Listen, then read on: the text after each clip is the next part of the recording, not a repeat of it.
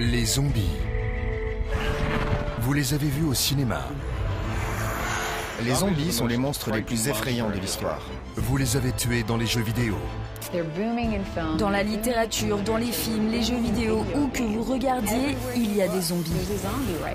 La mort nous effraie, les morts vivants encore plus. Tombeaux souterrains, inhumation dans des cercueils scellés était notre façon de faire en sorte que les morts restent avec les morts. Un moyen de nous séparer définitivement d'eux.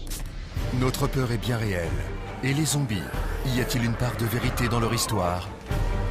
Chaque culture crée sa propre version du mort-vivant. Nous le voyons légende après légende, le Xijiang et le Draugr, les revenants et les ghouls, nous voyons les morts qui ont été lésés. Ils veulent répondre à ce tort en nous attaquant. Pas de couteau, ni d'arme à feu. C'est à coups de mâchoire qu'ils nous dévorent. Les zombies ont toujours faim. C'est la caractéristique distinctive du zombie moderne. Il n'en a jamais assez. Nous avons une peur primaire d'être pris pour des aliments. Peu importe notre place dans l'histoire, nous avons toujours eu la conviction prédominante que peu importe ce que l'on fasse, on ne mangera surtout pas d'humains. Ils nous envahissent dans les films. Mais la réalité peut-elle rejoindre la fiction? Il y a eu tout au long de l'histoire des maladies qui imitaient le comportement du virus du zombie. La vraisemblance est là. Il y a la crainte qu'en jouant avec la science, nous sommes en fin de compte en train de jouer avec notre propre destin. L'homme a-t-il déjà été trop loin? Il y a beaucoup d'agents pathogènes différents, de parasites, de combinaisons de maladies facilement transformables en armes et qui pourraient créer une peste zombie. L'inimaginable pourrait bien arriver. Une invasion zombie. Vous ne serez jamais seul devant un zombie. Il y en aura toujours des milliers ou des millions face à vous. Même nos gouvernements élaborent des stratégies de survie.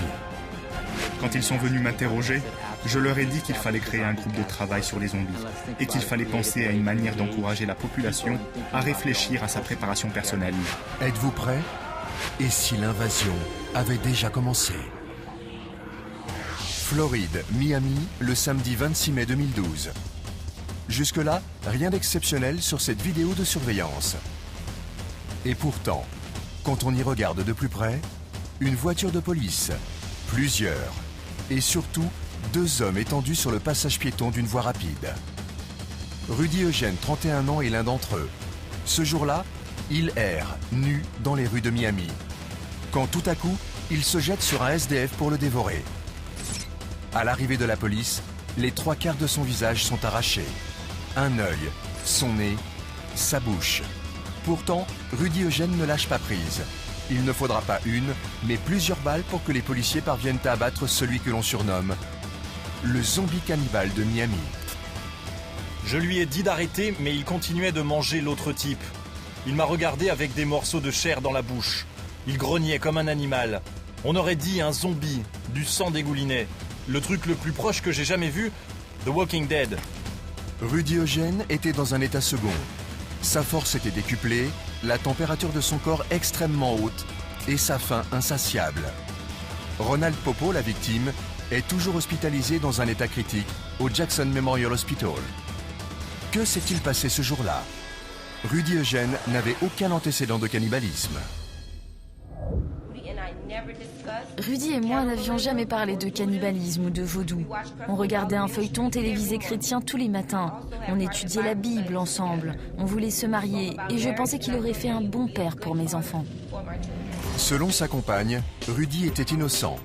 Il aurait agi sous une malédiction vaudou ou sous l'emprise d'une drogue encore inconnue. Et les autres alors?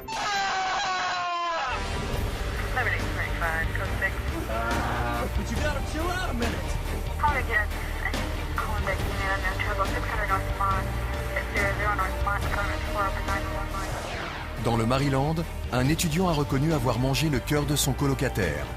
Dans le New Jersey, un homme s'est poignardé avant de jeter ses propres intestins au visage des policiers. Depuis l'affaire de Miami, les cas de morts-vivants affluent. Le terme zombie apocalypse est la 3e recherche la plus utilisée sur Google aux États-Unis. Alors, doit-on sérieusement considérer la possibilité d'une invasion zombie?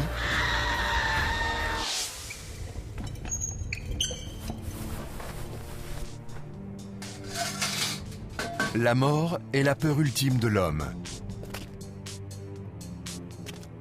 Mais il y a quelque chose d'encore plus terrifiant. Quand le mort revient à la vie et qu'il devient notre pire cauchemar, le zombie.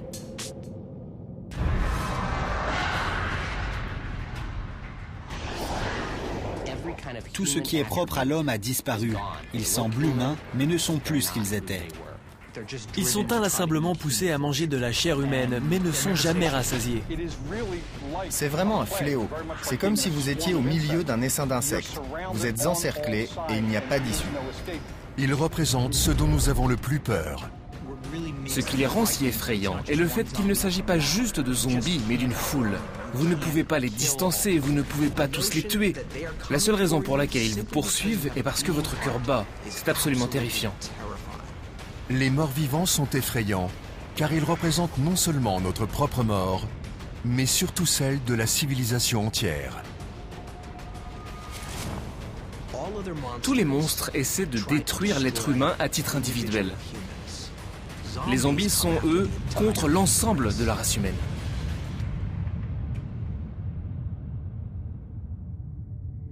Pour comprendre les zombies, il faut d'abord connaître leur histoire.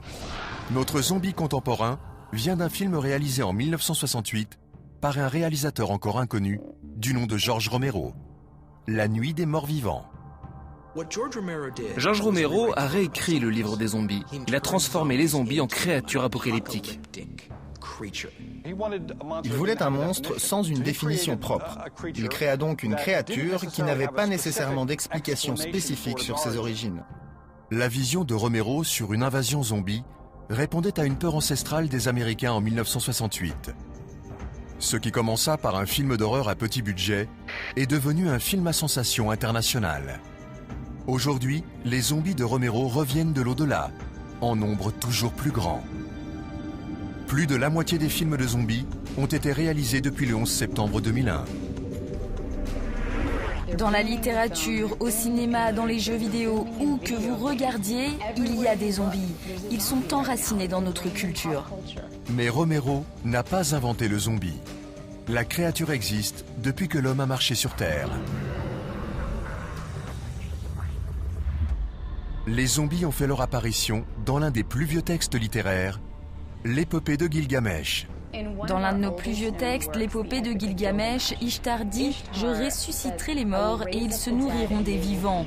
Les morts seront plus nombreux que les vivants. » C'est une apocalypse zombie. Le terme zombie signifie cadavre qui bouge. Il vient de la religion vaudou haïtienne qui puise ses racines en Afrique de l'Ouest. Historiquement, un zombie est enraciné dans la culture vaudou. C'est une personne dont l'esprit est contrôlé par quelqu'un d'autre et qui agit comme un esclave. Le zombie vaudou originaire d'Afrique et finissant à Haïti est très différent du zombie de Romero. Le mot zombie se réfère techniquement au traditionnel zombie du vaudou haïtien. Cela n'a rien à voir avec la culture de la horde, virale, affamée, carnivore, que nous appelons maintenant zombie. Revenons en arrière, dans le passé. La plupart des grandes civilisations avaient peur des créatures revenant de l'au-delà. En Chine, les morts-vivants sont appelés Jiangshi. Le Jiangshi est un monstre fascinant et terrifiant du folklore chinois. C'est un fantôme affamé qui revient pour dévorer les vivants. Ce fantôme revient non seulement pour attaquer les vivants, mais aussi sa propre famille, comme pour se venger de ne pas avoir été enterré dignement. Comme dans beaucoup de cultures, les Chinois ont des rites mortuaires. Ils permettent de s'assurer que les morts puissent passer en paix dans l'autre monde et qu'ils ne reviennent pas hanter les vivants. Dans un enterrement bâclé, l'esprit stagne. Il s'attarde ici, tourmenté, et à son tour tourmente les responsables de son ensevelissement au moment de sa mort.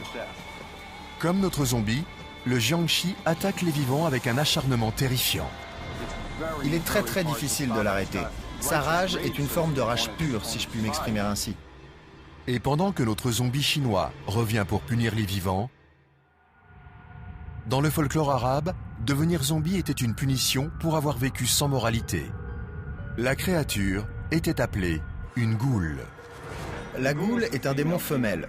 La plupart du temps, c'était le démon d'une femme. C'était quelqu'un tombé en disgrâce, quelqu'un qui avait vécu dans le péché.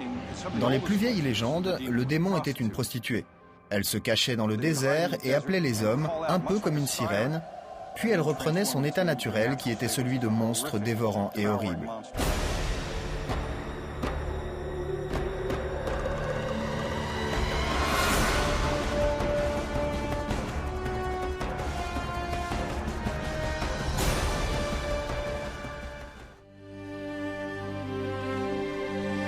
La goule avait une allure si fascinante que Romero donna son nom aux zombies de la nuit des morts vivants.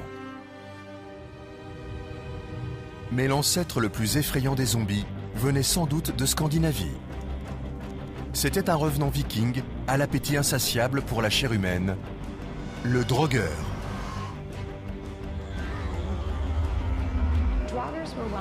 Les Draugr étaient très connus dans la mythologie nordique. C'étaient des personnes revenues de l'au-delà comme des machines que l'on ne pouvait arrêter. La seule chose à faire était de les tromper pour qu'ils retournent sous terre. Le zombie conserve un certain degré de sa propre intelligence, ce qui le rend un peu plus effrayant, car il sait ce qu'il est et se complaît dans ce qu'il est. La seule chose qui peut l'arrêter, c'est un héros avec une force colossale. Donc notre héros moyen finira en repas pour le monstre. Le Draugr nordique est le plus sauvage des zombies de l'histoire. Mais la créature la plus proche de notre zombie moderne était le revenant d'Europe de l'Ouest. William de Newburgh, pasteur anglais du XIIe siècle, est le premier chasseur de zombies de l'histoire. Il a écrit sur les esprits devenus des morts vivants et qui doivent se nourrir des humains. Ils ne savent peut-être pas pourquoi et nous ne le savons certainement pas non plus. William de Newburgh fut l'un des premiers à essayer de comprendre pourquoi. Pour William de Newburgh, les revenants n'étaient pas juste une légende. Ils existaient vraiment et avaient pour mission de nous détruire. Il écrivit « Il est difficile de croire que des cadavres sortent de leur tombe, mais il y a de nombreux cas attestés par de nombreux témoignages. » Ces écrits sont devenus très importants pour l'Église parce qu'ils représentaient un moyen d'essayer de comprendre, d'identifier et finalement d'exterminer ces monstres qui revenaient pour nous empoisonner la vie. Ils voulaient savoir s'il y avait un moyen de comprendre ce besoin horrible, parce que dans ce cas, nous pourrions peut-être essayer de l'arrêter. Pour comprendre les zombies, il faut commencer par la fin, avec la mort. Soit une des plus grandes craintes de l'être humain. Peu importe l'endroit où vous vous trouvez dans le monde, peu importe votre culture ou votre histoire, nous comprenons tous la mort. Tout le monde meurt, tout meurt et nous avons peur de cela. Mais cette peur est en fait assez logique. Les cadavres sont mauvais pour la santé. Ce qu'il advient d'eux après la mort n'est pas un mystère.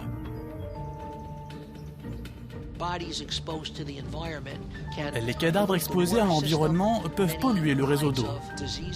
De nombreuses maladies peuvent se transmettre en conséquence. Quelle que soit la façon dont le corps est constitué, celui-ci se décompose en plus de 400 sortes de produits chimiques, dont certains sont très aromatiques. Vous avez peut-être entendu parler de l'odeur de la mort. Une fois que vous l'avez sentie, vous ne pouvez jamais l'oublier. Compte tenu de la réalité physique des cadavres, les êtres humains apprennent à se débarrasser de leur mort rapidement. Un des premiers exemples de l'histoire de la sépulture a été trouvé dans la grotte de Pont-Newydd au Pays de Galles, où des restes ont été délibérément placés il y a environ 225 000 ans. Le moment où nous, en tant qu'espèce, avons commencé à enterrer les morts très soigneusement, en respectant le fait qu'ils avaient été en vie et en respectant leurs menaces potentielles, a été la pierre angulaire de la civilisation. Les civilisations ont des rites funéraires pour s'assurer du traitement approprié des morts, mais aussi pour s'assurer qu'ils ne reviennent pas. Tombeaux souterrains, inhumation dans des cercueils scellés, était notre façon de faire en sorte que les morts restent avec les morts, un moyen de nous séparer définitivement d'eux. En 2009, en Irlande, des archéologues ont déterré les squelettes de 2 hommes datant du 8e siècle. On les a trouvés avec des pierres dans la bouche. Les archéologues pensent qu'ils ont été enterrés de cette façon afin de les empêcher de manger les vivants. Pour un grand nombre de croyances, il existe des situations où les hommes mettaient des briques dans la bouche des morts pour les empêcher de mordre. Les empêcher d'utiliser leurs armes principales était primordial. Tout au long de l'histoire, de nombreuses cultures ont pris la menace des revenants au sérieux. En grec ancien, un mot a même été inventé pour cela. Maskalismos. Maskalismos est un mot de l'ancien grec qui signifie mutiler le corps pour qu'il ne revienne pas d'entre les morts. Parfois, on enlevait les organes internes, cœur, foie, cerveau, toutes choses pouvant empêcher les fonctions vitales du corps de fonctionner. Un grand nombre de ces rituels s'éternisent et se transmettent également d'une culture à l'autre. Les Chinois craignaient tellement les morts vivants qu'ils ne prenaient aucun risque. Ils attachaient physiquement chaque cadavre avant l'inhumation. Selon la coutume chinoise, un corps bien enterré est lié de telle sorte qu'il ne puisse pas bouger. Il est même souvent cloué dans le cercueil. L'idée était de l'enfermer dans ce qui représentait avant tout son chariot pour l'autre monde. Les fixations, si elles sont faites correctement, maintiennent le corps dans le cercueil. Si elles sont faites avec la moindre erreur, elles créent un monstre qui continuera à attaquer et qui devra être arrêté, comme vous l'imaginez, par une combinaison de rituels, de magie et de force.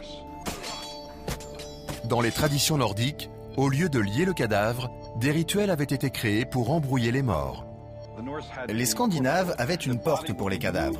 Le corps était sorti de la maison les pieds en premier, de telle sorte qu'il ne puisse pas se retourner et regarder la maison d'où il venait. Il venait vous chercher et vous sortez par une porte de la maison. Il scellait ensuite cette porte de sorte que si vous reveniez d'entre les morts, vous ne seriez plus en mesure de trouver votre chemin. La porte aurait disparu. Cela ressemble à de la superstition médiévale, mais la pratique a continué pendant des siècles. Tout au long du 19e siècle et même au début du 20e siècle, il était très courant en Europe et même dans certains endroits des Amériques qu'on sorte les morts hors de leur maison les pieds en premier. Comme cela, la personne décédée ne pouvait pas regarder derrière elle et voir quelqu'un dans la maison pour l'attirer dans le monde souterrain. Même aujourd'hui, beaucoup de nos rites funéraires modernes naissent de la croyance des morts vivants.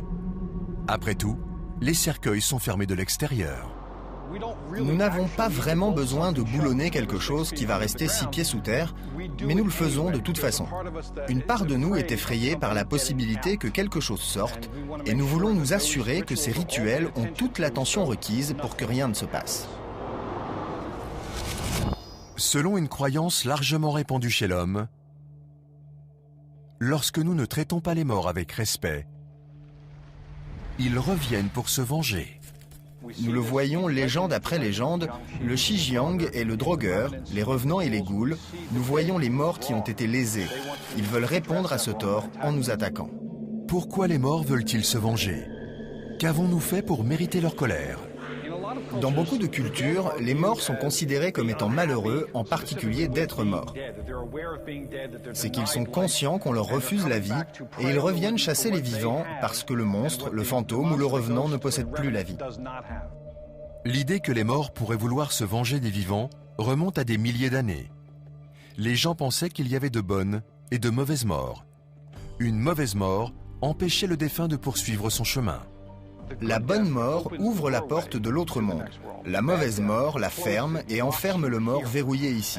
Ceci est la base de beaucoup de nos croyances sur les monstres, en particulier la croyance sur le zombie, selon laquelle une mauvaise mort force l'esprit à rester ici en colère et assoiffé de vengeance. Mais qu'est-ce qu'une mauvaise mort? Une fin atroce, un mauvais type de sépulture ou une vie de péché? S'il y a quelque chose qui déforme la vie de cette personne ou la mort de cette personne, ils sont liés à la terre et ils sont entraînés par cette faim insatiable.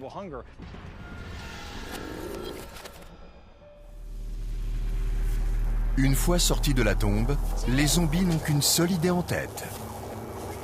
Ils veulent de la nourriture. À l'aide! À l'aide! Que s'est-il passé? Il a été mordu! Et il n'y a qu'un seul plat sur le menu.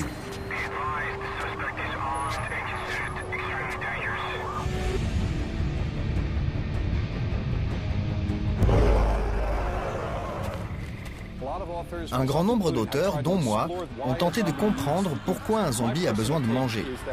Selon moi, il a besoin de manger pour continuer à fonctionner. Ça lui apporte des protéines, donc de l'énergie. Mais beaucoup pensent que le zombie mange parce qu'il essaye de détruire la vie. Le zombie moderne chasse les êtres humains et se délecte de leur chair. Sa faim est insatiable. Les zombies ont toujours faim. C'est la caractéristique distinctive du zombie moderne. Ils n'en ont jamais assez.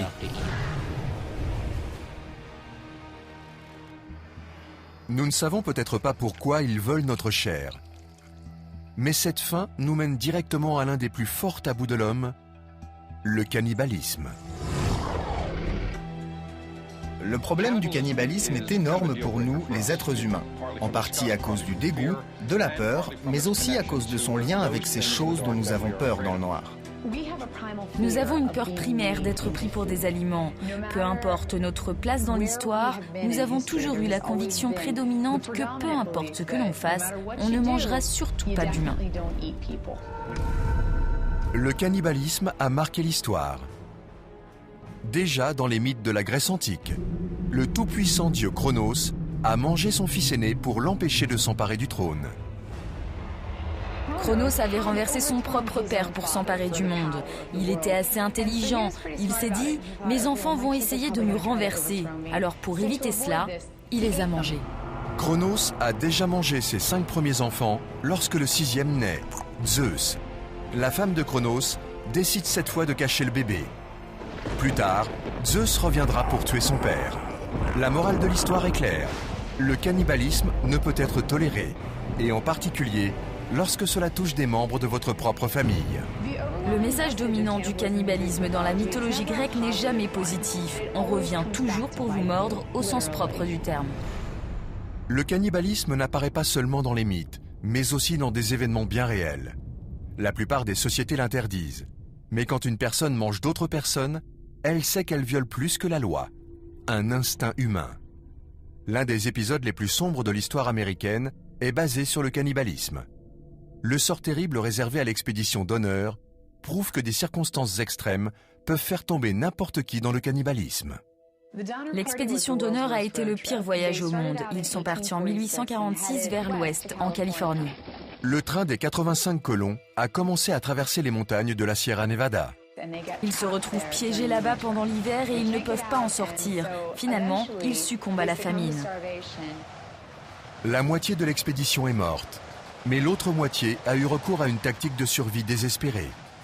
Ils ont mangé les morts. Nourris par leurs compagnons de voyage, 48 colons se sont échappés des montagnes. Mais une fois de retour chez eux, ils se sont retrouvés exclus. Après s'être échappés, il y a eu cette stigmatisation dont les survivants n'ont pas pu se défaire. Si vous avez mangé de la chair humaine une fois, vous allez le refaire. L'expédition d'honneur a choqué le pays. Lorsque notre survie est en jeu, toutes les règles de la société disparaissent. Si vous brisez un tabou, vous deviendrez socialement frappé d'otarcisme. Il n'est pas nécessairement important d'être puni par l'État. À certains égards, dans certaines sociétés, vous aurez simplement cessé d'exister.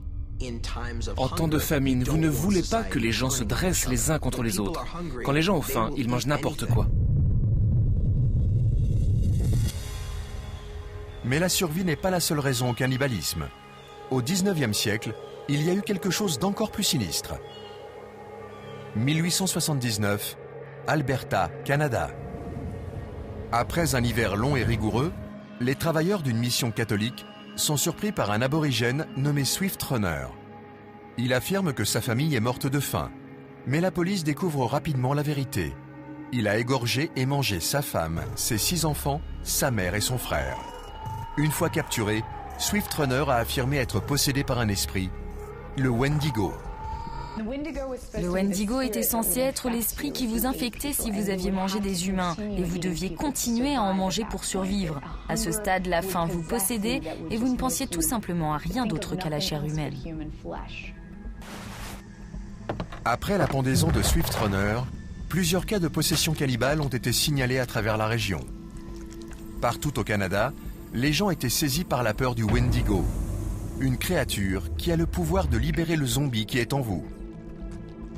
Cette obsession a désormais un nom, la psychose Wendigo, qui vient de ce folklore d'origine amérindienne. Vous ne seriez pas en mesure de vous arrêter, vous devrez continuer à manger de la chair humaine pour survivre.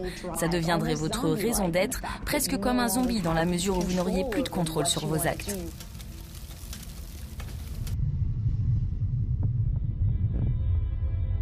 Plus récemment, un autre homme poussé par le désir de chair humaine a ravivé l'horreur des zombies. C'était en juillet 91. La nuit était tombée quand la police de Milwaukee est entrée dans cet appartement. Difficile d'imaginer ce qu'ils y ont trouvé. Un congélateur avec à l'intérieur des parties de corps humain dont 3 têtes coupées. 2 crânes ont également été trouvés dans une marmite et 3 torses dans un grand tonneau en plastique. Terrifié, un jeune homme avait arrêté une voiture de police et dit aux forces de l'ordre qu'il avait été enlevé par le propriétaire de l'appartement. Si lui a eu la chance de s'échapper, les résidents de Milwaukee ont appris plus tard que jusqu'à 17 jeunes hommes étaient morts dans ces lieux. Un mélange de maisons d'abattage et de chambres de torture. Ils ont tous été tués au cours d'une période de 13 ans par Jeffrey Dahmer. Il démembrait les corps, les cuisinait avant d'en manger certains morceaux.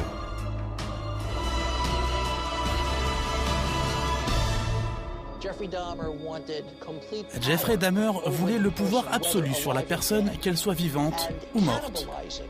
Cannibaliser des parties du corps d'une personne est un signe de puissance totale sur celle-ci. Dans sa quête d'un contrôle complet sur ses victimes, Dahmer ne les a pas seulement mangées, mais il a également essayé de les transformer en vrais zombies. Dahmer séduisait les hommes pour les ramener chez lui. Il perçait ensuite des trous dans leur crâne et y versait de l'acide. Il essayait de créer un zombie, de créer quelqu'un dont l'esprit était toujours là suffisamment pour fonctionner et les maintenir en vie, mais qui ne serait plus en mesure de faire aucun choix. Dahmer a 18 ans et vit encore dans la maison de ses parents dans l'Ohio lorsqu'il tue pour la première fois. Sa victime est un jeune autostoppeur qu'il a ramassé et emmené chez lui. Après quelques bières, l'autostoppeur veut partir. Dahmer l'étrangle. Stephen Hicks, la victime, avait 19 ans. Sa disparition est restée inexpliquée pendant 13 ans. Un porte-parole de la police a bien voulu expliquer ce qu'il s'est réellement passé ce jour-là. Jeffrey a ramassé un haltère et l'a frappé derrière la tête. Il l'a ensuite étranglé avec ce même haltère et l'a traîné dans une autre pièce où il l'a démembré. Quelques jours plus tard, il a récupéré les membres de sa victime et s'en est débarrassé. Dahmer a si bien dissimulé les restes que même après avoir dit à la police où chercher, ils n'ont trouvé presque aucune trace du corps de Hicks. Ses camarades de classe se souviennent d'un Dahmer un peu étrange.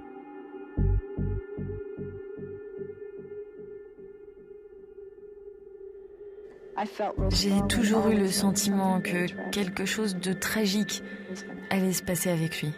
Après avoir échoué à l'université, Dahmer a rejoint l'armée pour servir en tant qu'infirmier en Allemagne. Mais il buvait beaucoup et a été réformé au bout de 2 ans. Il a ensuite occupé des emplois plus précaires et est allé vivre avec sa grand-mère à Milwaukee. En septembre 1987, Dahmer rencontre un jeune homme dans un bar gay. Il le tue dans un hôtel à proximité. Dahmer met le corps dans une valise qu'il emporte avec lui chez sa grand-mère. C'est chez elle qu'il va découper le corps avant de le jeter à la poubelle. 1 an plus tard, Dahmer a dû prendre son propre appartement. Sa grand-mère ne supportait plus son ivresse et l'odeur qui se dégageait du sous-sol. Il prétendait que c'était seulement des ordures. Mais Dahmer avait de nouveau tué. En mai 1991, Dahmer attire un garçon de 14 ans dans son appartement. Mais le jeune homme parvient à s'échapper. Une passante alerte la police qui interroge Dahmer. Il prétend alors que le garçon a 19 ans et que ce n'était qu'une querelle d'amoureux. Mais la passante n'y croit pas. Elle contacte la police une nouvelle fois, en vain.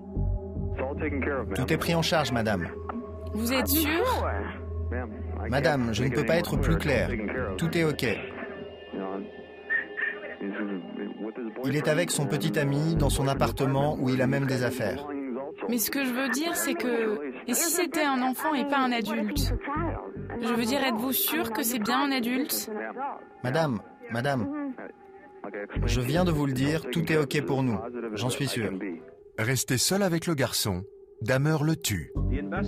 L'enquête a révélé plus tard que les officiers de police qui avaient répondu n'avaient pas réellement procédé à toutes les vérifications nécessaires.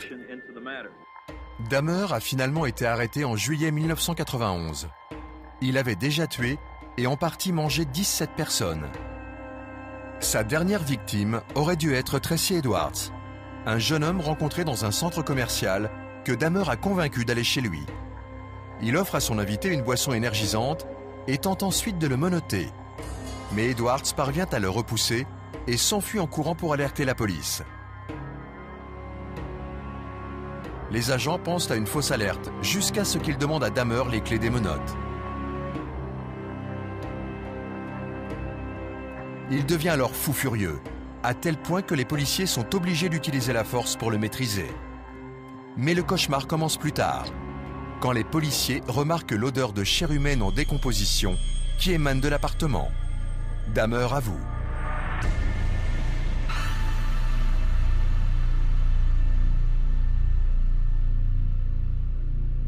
Durant les audiences préliminaires au procès, Dahmer ne montre aucune émotion.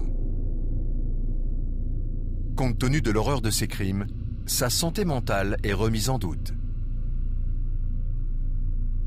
Mais à la question « Êtes-vous conscient de ce que vous avez fait ?», Dahmer a répondu oui. Son procès a débuté en janvier 1992. Il a été inculpé de 15 meurtres. Le procureur a refusé son plaidoyer d'aliénation mentale. Le tribunal a entendu à contre-cœur le récit des meurtres commis par Dahmer. On ne parle pas d'une envie de beignet au chocolat. On parle bien d'une envie de cadavre.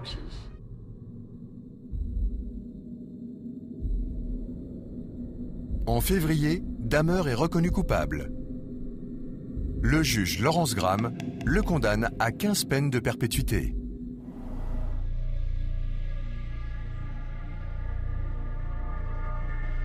Mais en novembre 1994, il est tué en prison. Lui qui cherchait à faire de ses victimes de véritables morts-vivants, a fini par passer de l'autre côté de la barrière. Et il n'en est jamais revenu. La fascination pour Jeffrey Dahmer doit beaucoup à notre peur du cannibalisme, la dépravation ultime. Mais manger des humains n'a pas toujours été un sujet tabou. Il y a toujours eu des exemples de cannibalisme dans la préhistoire. Certaines cultures croient qu'il n'y a pas de meilleur moyen d'honorer son ennemi que de manger son cœur. Certaines cultures croient qu'il n'y a pas de meilleur moyen pour maudire votre ennemi que de permettre à son cœur de passer à travers votre système digestif. Le cannibalisme est un phénomène mondial. Ce n'est pas nécessairement un acte du diable. Parfois, c'est la manière par laquelle les gens pensent obtenir le pouvoir, la connaissance, la lignée des familles à travers la mort. À ce jour, le cannibalisme est encore un rituel dans les zones isolées de la Papouasie-Nouvelle-Guinée. Une tradition consiste à manger les cerveaux de ses proches décédés. Mais dans les années 50, cette pratique a conduit à l'émergence d'une contagion mystérieuse. Certaines tribus cannibales ont plus tard développé une maladie appelée kourou. Elle entraîne la formation de poches d'air spongieuses dans le cerveau. Ils se sentaient de plus en plus confus, potentiellement délirants, perdaient parfois le fil de la réalité. Toutes ces choses semblent similaires aux caractéristiques des zombies que nous voyons à l'écran. Ils ont appelé cette maladie frisson ou kourou. Elle est causée par la consommation de cerveaux infectés par les prions. Un prion est une contagion vraiment effrayante. Quand ils arrivent dans votre cerveau, ils finissent par le transformer en gruyère. Nous ne comprenons pas très bien comment ils fonctionnent. Les prions sont une infection qui ne ressemble à rien d'autre que l'homme connaisse. La plus connue est la maladie de la vache folle. Elle contamine l'homme lorsqu'il consomme de la viande infectée. La victime devient impuissante, comme dans un état de zombie.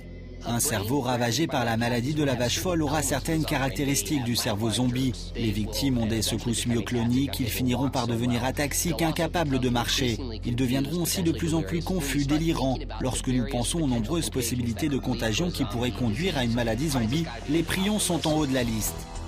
Nous pouvons être infectés par des prions. Nous pouvons avoir les symptômes du mort-vivant. Mais cette infection peut-elle bel et bien mener à une contagion à grande échelle ?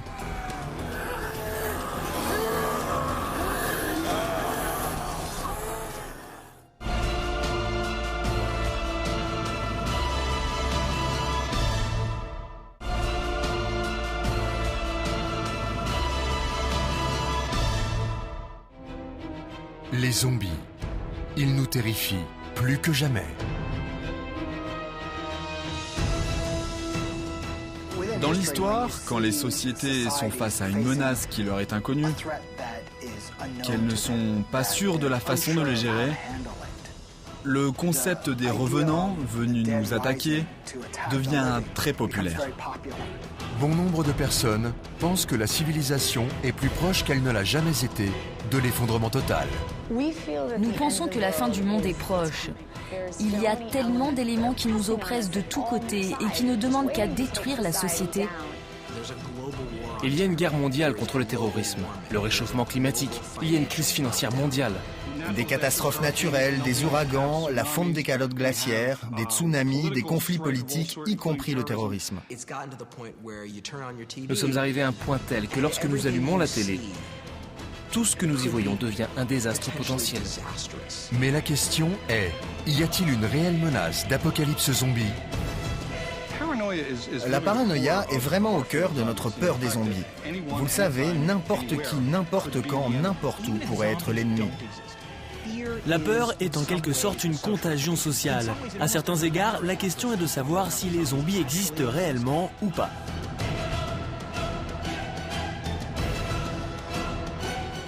Notre survie en tant qu'espèce est en jeu. Les zombies sont de retour d'entre les morts. Et ils sont plus proches que vous ne pourriez le croire.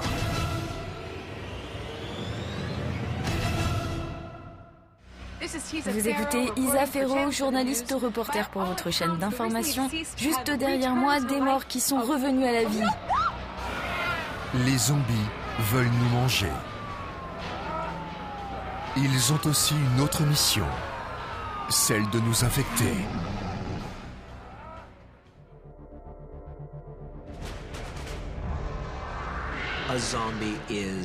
Un zombie est rongé par une maladie et a un impératif biologique unique, qui est de répandre le virus en mordant et en consommant des êtres humains. C'est le principe de base. Le but du zombie est de faire d'autres zombies. Sortir et infecter d'autres personnes, c'est le but de leur existence. Il se propage d'une personne à l'autre très vite, parfois par le biais d'une morsure, c'est donc par la salive, d'autres fois directement par le sang du zombie. Une chose est sûre, le virus se propage très vite comme une maladie ou comme une peste. La peste zombie est mortelle et incurable, et elle frappe sans discernement. C'est tout ce que nous craignons le plus dans la maladie. La maladie chasse à l'aveugle. Elle vous tombe dessus, peu importe qui vous êtes, et rien ne l'arrête vraiment. Les films de zombies jouent vraiment avec cette peur, avec l'idée qu'elle peut s'en prendre à n'importe qui. Peu importe ce que nous faisons, même si nous essayons de la combattre, elle se propage. Parce que si vous tuez une personne qui est infectée, elle reviendra en tant que zombie. Il s'agit d'une menace croissante qui ne nous permet pas d'avoir une réponse adéquate. L'hypothèse d'une apocalypse zombie est terrifiante. Non seulement parce qu'elle est mortelle pour nous en tant qu'individus, mais surtout parce qu'elle conduirait à la destruction totale de notre société.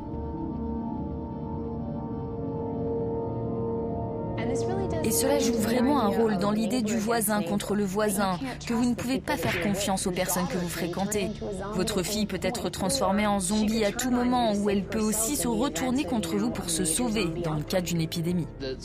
Les aspects psychologiques de la peste zombie peuvent en fait être plus dommageables que n'importe quel autre effet direct de la contagion elle-même.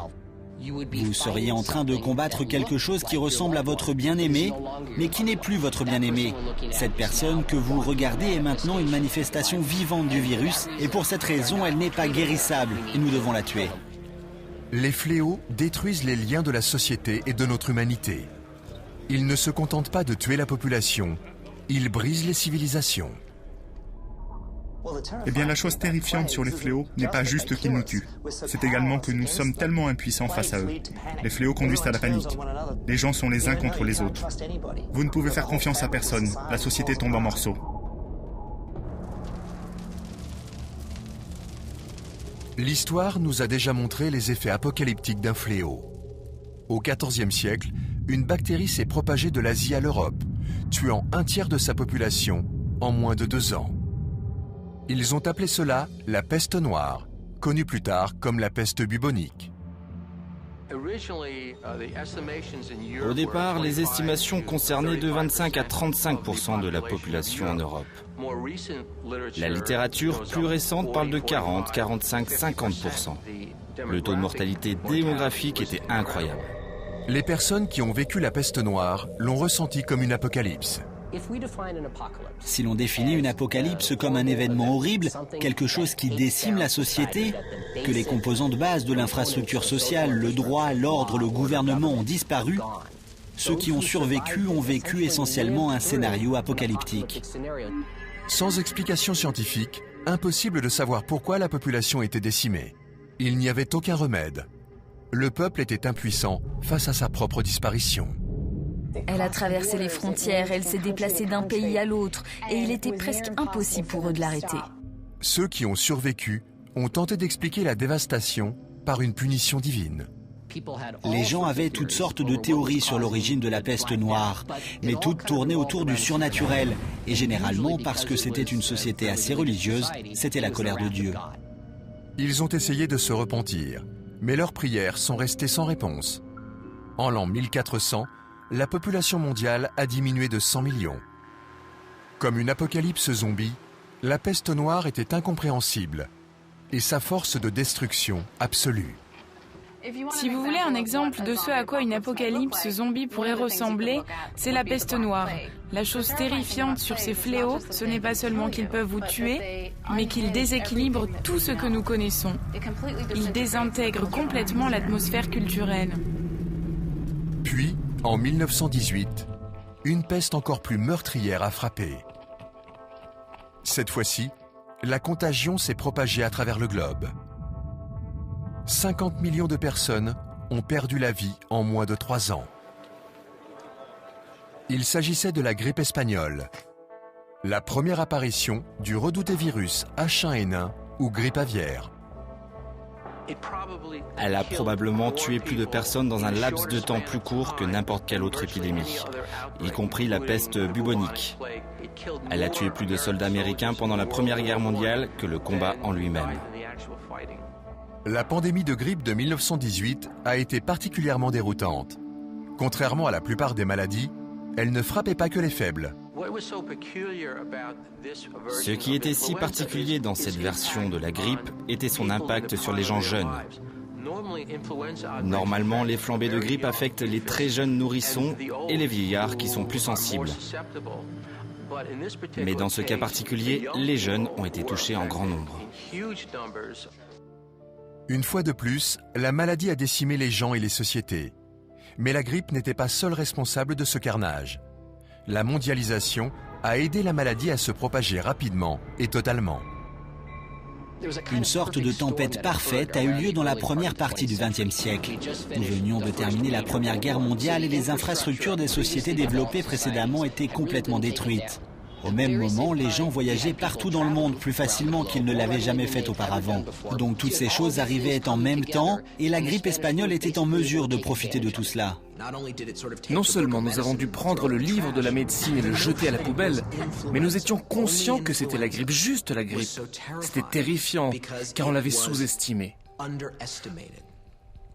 Au début, les gens disaient « c'est la grippe, elle ne va pas tuer des gens. Nous n'allons pas arrêter de gouverner, nous n'allons pas déclarer un état d'urgence en raison de la grippe, voyons. » Je pense que c'est exactement comme cela que beaucoup de gens réagiraient à un fléau zombie. La pandémie de grippe espagnole nous donne un aperçu de ce à quoi ressemblerait une apocalypse zombie. Vous pouvez être sûr que la première réaction des gouvernements face aux zombies serait un échec. Ils vont probablement essayer de rassurer le public, car ce dont les gouvernements ont le plus peur, c'est la panique sociale. C'est lorsque vous avez un manque de foi dans les institutions gouvernementales que la confiance du public s'effondre et que ce genre de scénario post-apocalyptique commence à devenir envisageable. Comme dans une apocalypse zombie, la grippe espagnole a dévasté des populations entières, parce qu'elle ne pouvait ou ne voulait pas imaginer l'éventualité d'une extinction. Et pire encore, en période de pandémie, le déni peut rapidement céder place à la panique. Dans tous les scénarios de peste, nous passons par une phase de négation, qui a ensuite un effet boomerang dans la panique de masse. Lorsque dans le passé les fléaux ont frappé la société, il y a d'abord presque toujours un sentiment de panique ou d'incertitude, lié en grande partie au fait que les gens ne connaissent pas les causes du fléau. Et jusqu'à ce que vous en connaissiez la cause, il y aura diverses et larges théories du complot. À notre époque aussi, des pandémies potentielles ont émergé, agitant le spectre d'une apocalypse mondiale. La pneumonie atypique, la maladie de la vache folle, le virus du Nil occidental. Elles se sont avérées moins dangereuses qu'au premier abord et nous ont aidés à nous préparer pour la prochaine épidémie, peut-être plus terrible.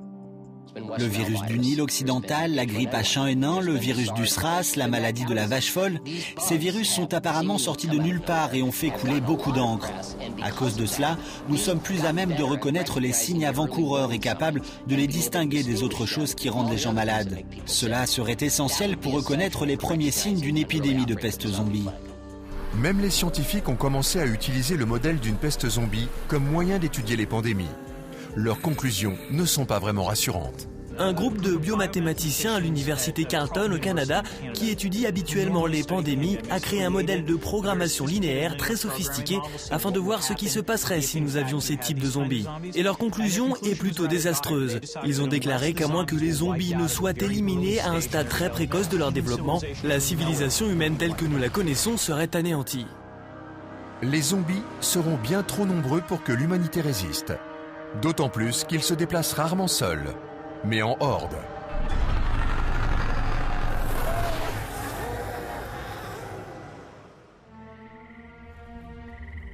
N'importe qui peut gérer un zombie.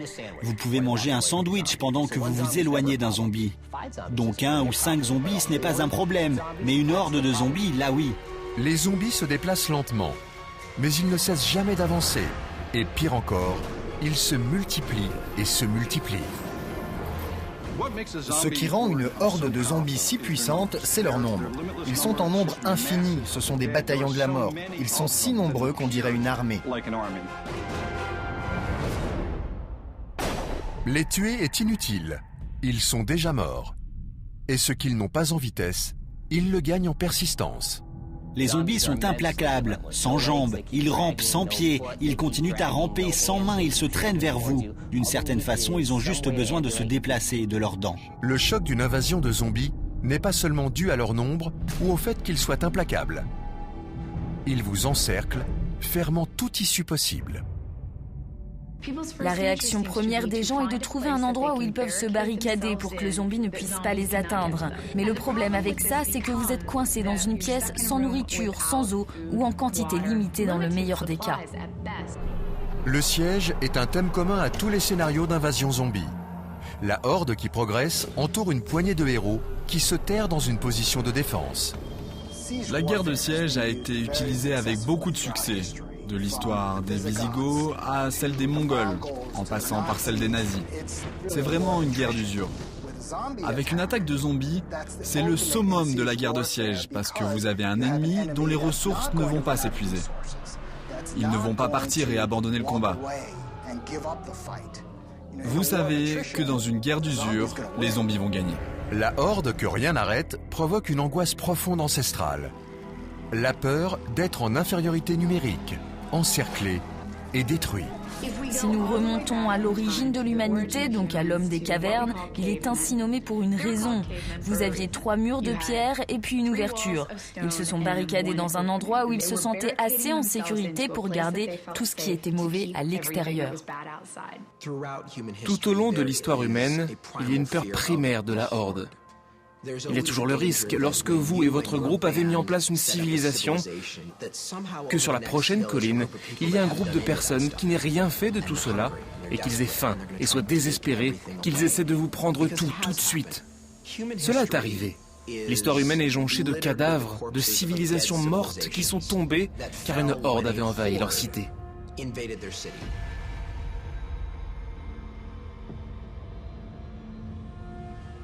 Un des exemples les plus célèbres de hordes destructrices est apparu à Rome au 5e siècle. Pendant près d'1 millier d'années, la ville romaine était au centre de l'empire le plus puissant sur Terre. C'était jusqu'à ce que les barbares du Nord arrivent. Les Wisigoths. Les Romains étaient terrifiés par les Visigoths. Brusquement, ils furent encerclés par ces barbares brutaux, sauvages, qui étaient sur le point de détruire leurs lieux les plus sacrés et mettre effectivement leur ville à sac. C'était la fin de leur civilisation. En 2 ans, les Visigoths ont entièrement absorbé Rome. La ville dite éternelle n'était plus.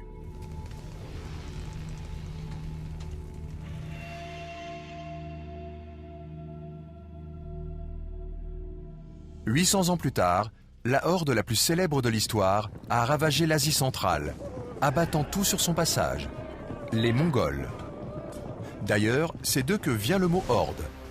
Ils ont apporté une nouvelle brutalité à la guerre, qui consistait à bouillir et écraser les victimes, et à catapulter les têtes coupées.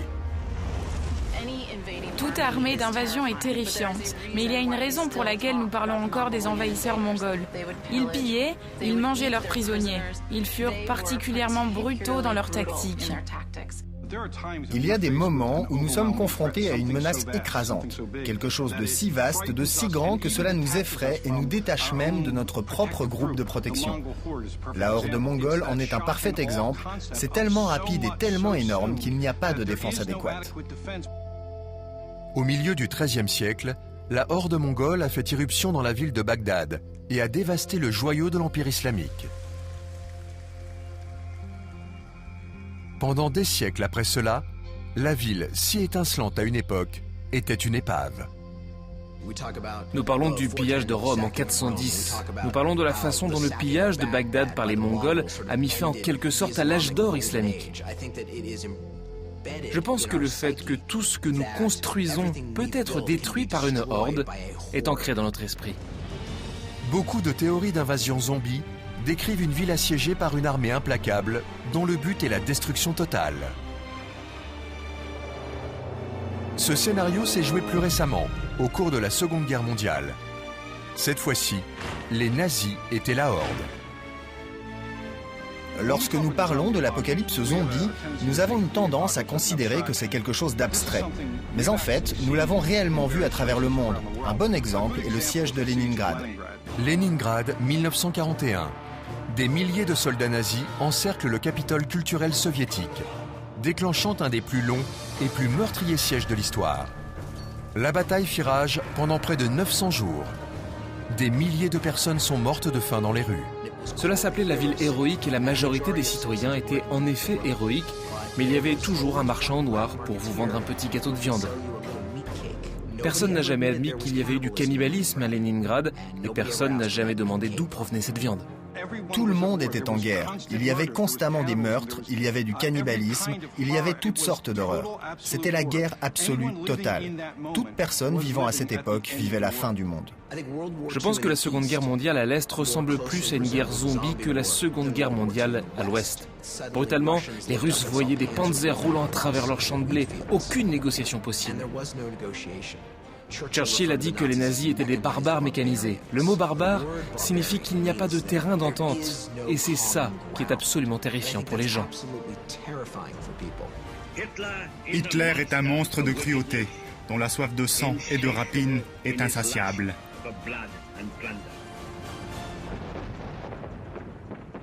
Mais contrairement à n'importe quelle autre armée dans l'histoire, un siège zombie peut arriver non seulement de la colline d'en face, mais de notre propre communauté, voire de notre propre maison. Et le plus terrifiant, c'est que le zombie pourrait être un monstre que nous avons libéré. Dans beaucoup de fictions zombies, on voit que ce sont les humains la cause de l'épidémie. C'est la guerre biologique, c'est quelque chose que nous avons créé. Nous pourrions être responsables du retour des morts parmi les vivants, mais involontairement. Très souvent, la création de zombies est non intentionnelle mais arrive par accident dans un laboratoire secret du gouvernement. Dans beaucoup d'histoires, les humains tentent d'exploiter la puissance de la nature à leur propre fin. Mais la technologie créée finit par déclencher une force destructrice qui enclenche l'apocalypse zombie. Il y a derrière tout cela l'idée que, en quelque sorte, nous avons fabriqué quelque chose par la radiation. le génie génétique, une arme bioterroriste, quelque chose. Nous avons fait quelque chose pour libérer cela. Il y a la crainte qu'en jouant avec la science, nous sommes en fin de compte en train de jouer avec notre propre destin. La création de ces sortes de super microbes finira par causer notre perte.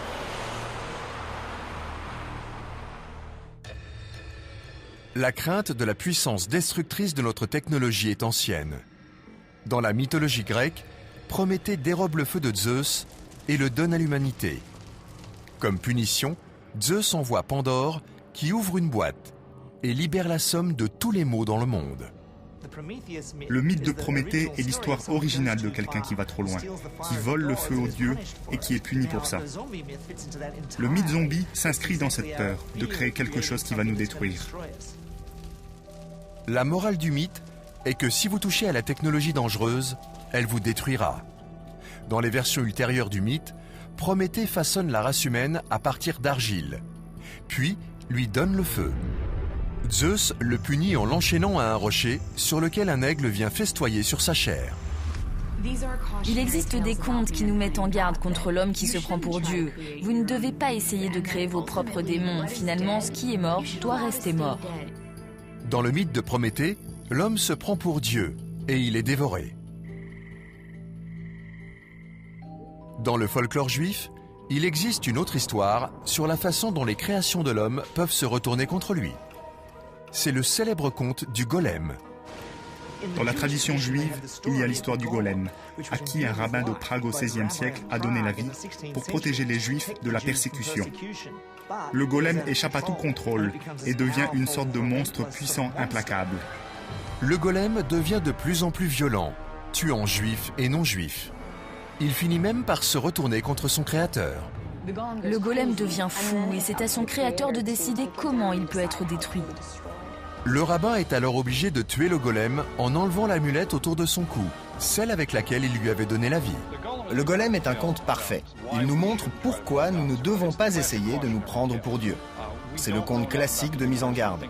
Nous n'en savons pas assez sur l'univers, mais nous pensons tout savoir. Et l'orgueil est souvent quelque chose qui revient nous détruire. En 1816, Mary Shelley écrit son propre conte, édifiant, sur le potentiel destructeur de la technologie. Elle crée le zombie le plus célèbre de l'histoire, le monstre du docteur Frankenstein. Le sous-titre du livre est le Prométhée moderne. Une autre histoire, un autre avertissement de ce qui arrive quand l'homme essaye de se prendre pour Dieu. Mary Shelley a écrit Frankenstein à une époque de grande innovation scientifique. Ce livre contestait la façon dont les gens se référaient à Dieu, au savoir et à ce qui était possible et impossible. Certaines personnes avaient peur que nous bricolions avec la nature d'une manière plus négative que positive. Shelley s'est inspiré de l'histoire de Prométhée, d'un mortel fait à partir d'argile, mais dans son histoire, le docteur Frankenstein apporte la vie aux morts. Il construit son propre monstre, en cousant des segments de cadavres. Et pour lui donner la vie, il le stimule électriquement. On appelle ce procédé la galvanisation. La galvanisation est une théorie qui a vu le jour à la fin des années 1700. Selon cette théorie, si vous appliquez une charge électrique à un cadavre, ça pourrait le ranimer. Au début du 19e siècle, un scientifique italien nommé Giovanni Aldini utilisa cette technique pour tenter de ranimer les cadavres de criminels exécutés. Les expériences d'Aldini ont produit des spasmes musculaires, tics du visage et des réactions dans le cœur d'un cadavre. Les journaux londoniens ont rapporté à tort que le forçat George Forester avait été ramené à la vie. Le cas de George Forester, électrifié jusqu'à ce qu'il revienne d'entre les morts, a été l'une des principales influences de Mary Shelley pour l'écriture de Frankenstein. Dans Frankenstein, je pense que Mary Shelley a voulu faire un grand commentaire sur la technologie en avance sur nous. Ces nouvelles technologies ne devraient pas nous permettre de nous prendre pour Dieu. Nous devrions accepter la mort comme étant la mort. Lorsque Shelley écrivit Frankenstein, les gens ont craint que la science et la nouvelle technologie ne détruisent leur mode de vie.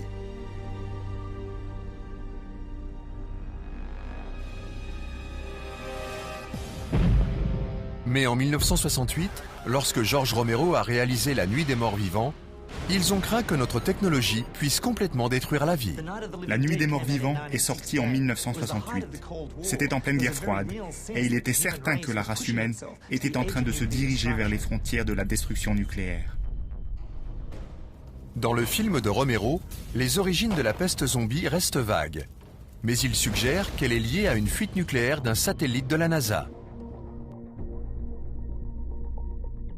Les zombies de Romero invoquent une peur ancienne. Nous sommes finalement contrôlés par la technologie que nous avons développée pour qu'elle contrôle le monde. Aujourd'hui, les armes biologiques sont devenues notre Frankenstein. Un agent pathogène n'a pas besoin d'avoir des réservoirs. Il est petit et facilement transportable. C'est le genre d'arme qu'un groupe terroriste pourrait utiliser parce qu'ils ne peuvent pas mettre sur le terrain une armée assez grande pour combattre un pays tel que le nôtre. Donc, leur armée serait composée de virus, de bactéries, de prions et de choses qu'ils pourraient utiliser pour créer des dommages illimités. La guerre biologique est en fait une vieille histoire. En 1346, une armée mongole encercla l'avant-poste commercial génois de Kaffa sur la péninsule de Crimée. Au lieu d'utiliser la puissance du feu, les Mongols ont attaqué avec des cadavres. Leurs armées ont été frappées par la peste et ils ont lancé des cadavres sur Kaffa pour propager la maladie. À ce moment-là, les personnes qui étaient en ville ont commencé à s'en aller. C'est le premier exemple de guerre biologique utilisée au combat. Les survivants en fuite ont ensuite répandu la peste dans toute l'Europe. Aujourd'hui, les scientifiques ont appris à fabriquer des virus et à les utiliser comme des armes. En 2001, des colis du virus mortel de la fièvre charbonneuse, l'anthrax, ont été envoyés par la poste à des cibles à travers les États-Unis, tuant 5 personnes et en infectant 17 autres. Pensez à ce qui s'est passé en 2001 aux États-Unis, où les attaques à l'anthrax ont eu lieu juste après les attentats du 11 septembre. À certains égards, ces attaques à l'anthrax ont finalement provoqué des paniques plus grandes que les premières attaques terroristes. La menace de l'anthrax était étrangement similaire aux horreurs d'une apocalypse zombie. L'anthrax lui-même tue en partie en rongeant la chair humaine. Et dans les cas des attaques de 2001, les enquêteurs ont retrouvé la source de l'anthrax dans un laboratoire américain d'armes biologiques. Une fois de plus, ceux qui ont joué avec le feu se sont brûlés. La crainte est que quelque chose qui se soit développé, de façon volontaire ou non, puisse affecter la population de façon très sérieuse. Si c'était le cas, quelles en seraient les ramifications? Alors comment quelque chose qui est toujours en cours d'élaboration pourrait être maîtrisé? Les craintes d'une apocalypse zombie qui arriverait maintenant impliquent souvent la menace renouvelée du bioterrorisme. Il y a beaucoup de discussions dans les médias et dans l'armée pour savoir si un virus zombie pourrait être militarisé. Et la réponse est effectivement oui. Il y a beaucoup d'agents pathogènes différents, de parasites, de combinaisons de maladies facilement transformables en armes et qui pourraient créer une peste zombie. Est-ce qu'un fléau zombie est vraiment possible? Il ne fait aucun doute que nous disposons de la technologie qui pourrait mener à notre perte. L'impensable devient imaginable. Pire, envisageable. Du côté des citoyens, mais pas seulement. Nos gouvernements s'intéressent de près à la possibilité d'une invasion zombie. Quand ils sont venus m'interroger, je leur ai dit qu'il fallait créer un groupe de travail sur les zombies et qu'il fallait penser à une manière d'encourager la population à réfléchir à sa préparation personnelle. Le monde entier doit être prêt à ce qui s'annonce comme la pire pandémie qui ait jamais eu lieu. Les germes ne connaissent pas de frontières. Ils ne comprennent pas les politiques nationales. Alors, les films ne seront plus d'aucune aide. Chacun devra élaborer sa propre stratégie pour survivre. La survie, ce n'est pas seulement une question d'équipement ou de fusil. C'est surtout d'avoir la volonté nécessaire pour traverser les difficultés. Certains, comme la brigade zombie, se sont déjà réunis afin de se préparer à l'inévitable. Nous avons des auteurs, producteurs de cinéma, scientifiques, physiciens nucléaires et militaires, tous réunis pour centraliser cette formidable masse d'informations. La réalité a bel et bien rejoint la fiction. Mais êtes-vous prêt à l'accepter ?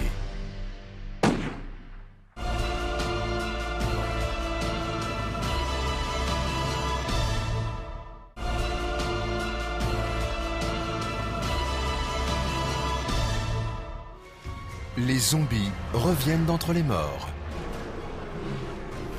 Ils se délectent de la chair humaine. Les zombies ont toujours faim. C'est la caractéristique distinctive du zombie moderne. Il n'en a jamais assez. Quand les gens ont faim, ils mangent n'importe quoi. Ils se répandent comme un virus. N'importe qui, n'importe quand, n'importe où pourrait être l'ennemi. Nous envahissent telle une armée invincible. Les zombies sont implacables, sans jambes, ils rampent sans pieds, ils continuent à ramper sans mains, ils se traînent vers vous. D'une certaine façon, ils ont juste besoin de se déplacer de leurs dents. Ils représentent ce dont nous sommes le plus effrayés. Les zombies sont les monstres les plus effrayants de l'histoire.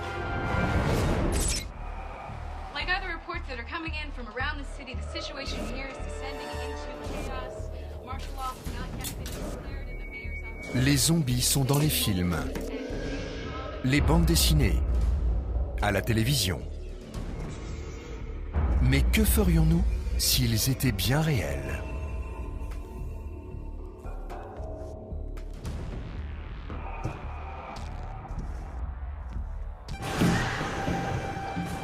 Certaines personnes se préparent déjà à ce que les morts reviennent à la vie.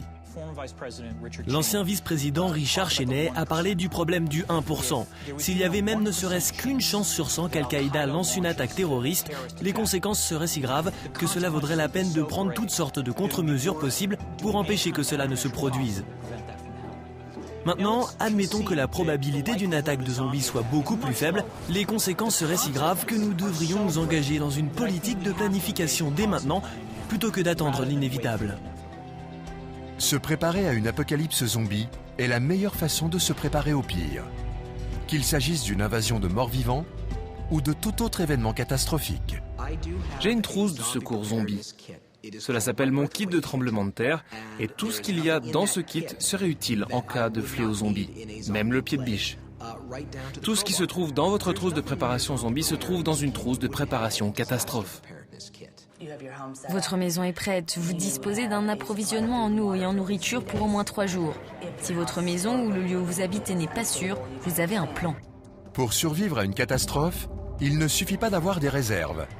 Il faut aussi acquérir des compétences réelles de survie. J.L. Bourne, un officier de la marine formé à la survie et auteur de romans populaires sur les zombies, se prépare à la possibilité d'une invasion. La survie ne se résume pas au fusil, aux pansements, aux haricots et à une grotte quelque part.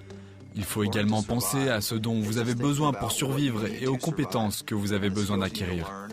Mais seules les techniques de survie ne suffisent pas. La survie, ce n'est pas seulement une question d'équipement ou de fusil. C'est surtout d'avoir la volonté nécessaire pour traverser les difficultés.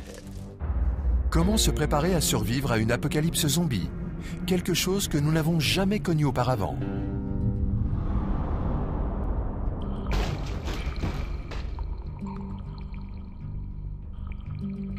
Dans la culture populaire, partir est la meilleure option. Il suffit de prendre votre sac, votre fusil, votre équipement, de partir ailleurs et de devenir un nomade. En réalité, partir devrait être l'une des solutions de dernier ressort. Restez dans les lieux aussi longtemps que possible. Si vous restez sur place, alors vous devez être prêt à transformer votre maison en forteresse. Pour fortifier une maison standard, il vous suffit d'aller dans une quincaillerie et d'acheter du contreplaqué, d'être prêt, comme vous le feriez pour un ouragan, à protéger vos fenêtres. Les experts en survie appellent à vous barricader chez vous.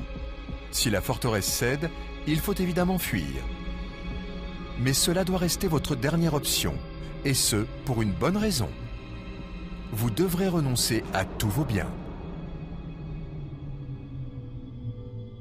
Si je devais me sauver, j'emporterais avec moi certaines choses. Après l'eau, la nourriture est la deuxième chose la plus importante. J'emmènerais aussi une trousse médicale et un miroir de signalisation. Je pourrais utiliser du feu même si le briquet ne marchait plus.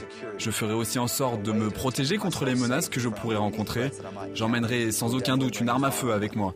Ma priorité serait de voyager léger parce que porter trop de poids provoque des douleurs. Pendant la fuite, la marche pourrait bien être votre seul mode de transport. Si vous croyez que vous pouvez marcher 40 km par jour avec un sac à dos au cours d'une apocalypse zombie, vous vous trompez vraiment. Sans réseau cellulaire, sans GPS, sans carte, comment savoir où aller ? Vous pouvez perdre beaucoup de calories en prenant la mauvaise direction. Trouver la bonne va être primordial. Vous pouvez utiliser une boussole ou le soleil. Certaines personnes aiment utiliser la végétation ou la mousse qui pousse sur un arbre. Vous pouvez trouver une direction générale en utilisant un moyen de signalisation urbaine. Si vous regardez ces petites antennes paraboliques au sommet de certains bâtiments, ils pointent généralement vers le sud. Une fois la direction trouvée dans le désert post-apocalyptique, les objectifs sont extrêmement simples. En haut de ma liste de priorités, si je dois me déplacer sur un terrain, il faut qu'il y ait une source d'eau. Il me faut un endroit où je pourrai remplir ma bouteille d'eau et la purifier. Juste après ça, ce sera la nourriture. Idéalement, on peut en trouver dans un magasin abandonné. Mais ne misez pas tout là-dessus car il y a des chances qu'il ait déjà été dévasté. Votre plan de secours devra donc être de chasser le gibier sauvage. Que se passera-t-il si le gibier sauvage se fait rare? Parfois, la survie dans un scénario apocalyptique requiert les compétences d'un pionnier. D'autres fois, celles d'un insurgé. Je vais devoir garder mes yeux ouverts pour trouver les maisons abandonnées où je pourrai trouver de la nourriture. Lorsque vous approchez d'une maison, vous devez être très prudent. Vous devez être sûr qu'elle soit abandonnée, sinon il faut communiquer avec ceux qui sont à l'intérieur afin qu'ils sachent que vous n'êtes pas hostile. Une fois à l'intérieur, la mission est simple. Trouver les éléments essentiels à la survie. Nourriture, eau, abri et sécurité seront mes priorités. Je chercherai des choses comme des sacs poubelles en plastique pour pouvoir faire un capteur d'eau solaire. Je chercherai des choses comme des bougies également. J'irai dans la cuisine ou dans la salle de bain pour trouver de l'eau de Javel pour purifier l'eau. À travers le monde, les citoyens essayent d'imaginer à quoi pourrait ressembler une invasion de morts-vivants. Même le gouvernement américain est sur le qui-vive. En mai 2011, les très sérieux centres de contrôle des maladies ont publié une note officielle sur les moyens de survivre à une apocalypse zombie. Un homme de la CCM a écrit sur le blog officiel un article sur les zombies. Et le point fort portait sur le fait que la préparation à une apocalypse zombie est exactement la même que pour toutes les autres catastrophes dont nous avons entendu parler depuis les 10 ou 15 dernières années. Quand ils sont venus m'interroger, je leur ai dit qu'il fallait créer un groupe de travail sur les zombies et qu'il fallait penser à une manière d'encourager la population à réfléchir à sa préparation personnelle. Les zombies sont la menace parfaite du 21e siècle. Pensez au genre de menaces auxquelles nous devons faire face, les pandémies, le changement climatique, les attaques terroristes. Le zombie est très similaire à ces menaces bien définies. Si vous pouvez faire en sorte qu'un groupe de jeunes apprennent à s'approvisionner en nourriture et en eau et en matériel médical, que vous leur parliez de zombies ou non n'est pas important, l'objectif est qu'ils soient prêts. Une attaque de zombies entraînerait une crise d'une ampleur inimaginable. Mais à quoi ressemblerait l'invasion? L'apocalypse serait progressive. Les premiers témoins des infections seraient les médecins. Lors d'une apocalypse zombie, n'importe quel hôpital où les victimes seraient amenées deviendrait Ground Zero. Les hôpitaux effectuent régulièrement des exercices de simulation de catastrophe. Nous avons eu un exercice où 20 de nos employés agissaient en tant que patients et même si notre hôpital est plutôt grand, les ressources de l'hôpital pour s'occuper de ces 20 patients ont été mises à l'épreuve. Alors imaginez si nous étions confrontés à des patients par milliers. C'est la question d'amplitude qui rend l'apocalypse zombie si terrifiante et si dévastatrice en termes d'optimisme. Les premiers intervenants auraient peu de temps pour réagir. Les hôpitaux seraient rapidement dépassés. La première ligne de défense pour une invasion de zombies est de garder nos têtes, au sens propre et au sens figuré. C'est quelque chose que nous n'avons pas vu avant, mais c'est quelque chose que nous maîtrisons mieux depuis les 10 dernières années à cause de l'émergence de pandémies. Quand un patient infecté arrivera, les médecins verront des symptômes inhabituels. Ils essaieront peut-être de le traiter avec des médicaments, mais ils ne vont pas savoir aborder cette chose qui doit absolument être arrêtée. Les médecins ne vont pas tuer leurs patients pour les empêcher de contaminer d'autres personnes. Tandis que l'infection se propagera et que la population succombera au virus, les infrastructures s'effondreront. Le réseau va rapidement s'écrouler. Il y aura des perturbations électriques, de gaz et d'autres choses, parce qu'il n'y aura tout simplement pas assez de personnes pour occuper ces postes et maintenir l'infrastructure en marche. L'ordre social commencera à s'effriter. Dès que les gouvernements tomberont, la société en tant que telle essaiera pendant un court laps de temps de maintenir un certain ordre. Mais puisque nous n'aurons pas de figure de proue centrale, il y aura un certain nombre de différents groupes d'hommes qui s'affronteront et puis tout se déchaînera.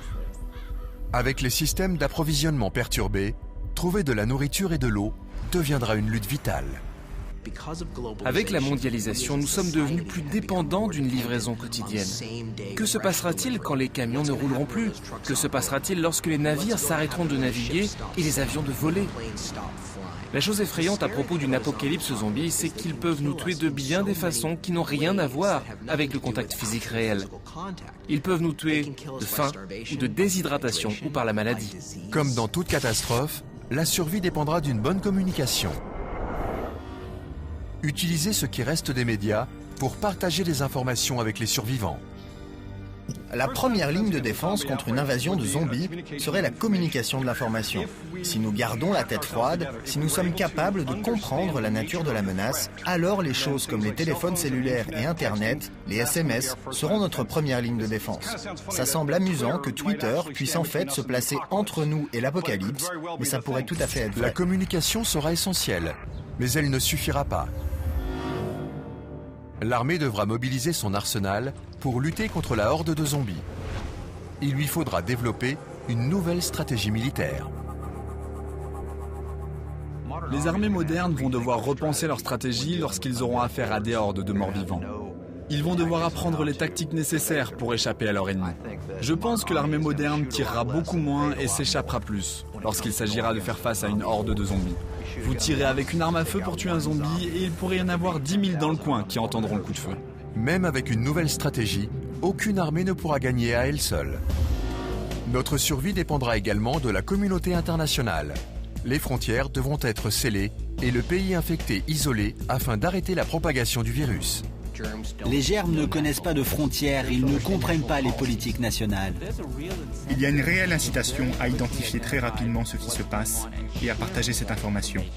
Vous obtiendrez de l'aide d'autres pays pour prendre soin de votre foyer.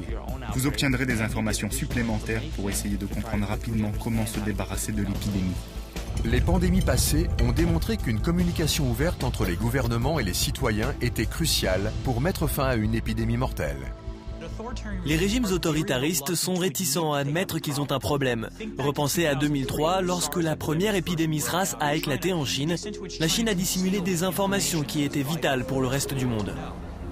Ils ont appris que leur volonté de donner des informations de façon sélective les a plus mis en danger qu'autre chose. En fait, ils ont dû sortir au grand jour en quelque sorte afin de s'aider eux-mêmes. L'épidémie de pneumonie atypique a été exemplaire pour les communautés dans le monde entier. Et il est aujourd'hui beaucoup moins probable que les pays fassent de la rétention d'informations sur ce qui se passe. Pouvons-nous compter sur les chefs d'État pour nous sauver de l'anéantissement total? L'histoire démontre encore une fois que les gouvernements ne sont pas toujours l'atout le plus fiable en cas de catastrophe majeure. Katrina nous a montré à quoi une apocalypse zombie pourrait ressembler. Nous avons assisté à un effondrement complet du système à tous les niveaux, du président jusqu'au département de la police de la Nouvelle-Orléans.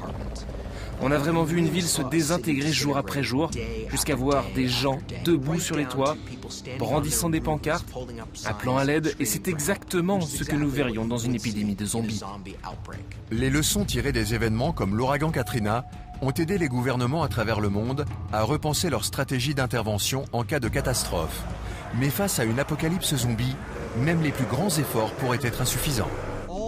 Toutes les bureaucraties, y compris la santé publique et les bureaux des premiers intervenants, sont formés à des procédures d'exploitation normalisées.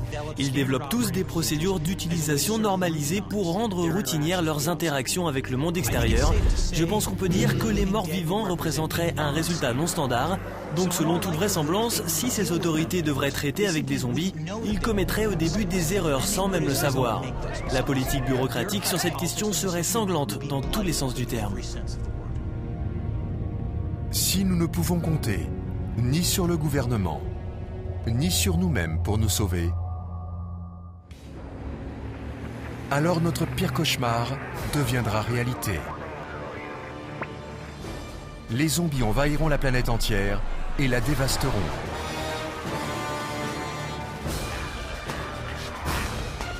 Mais une nouvelle génération apparaîtra. La génération Z.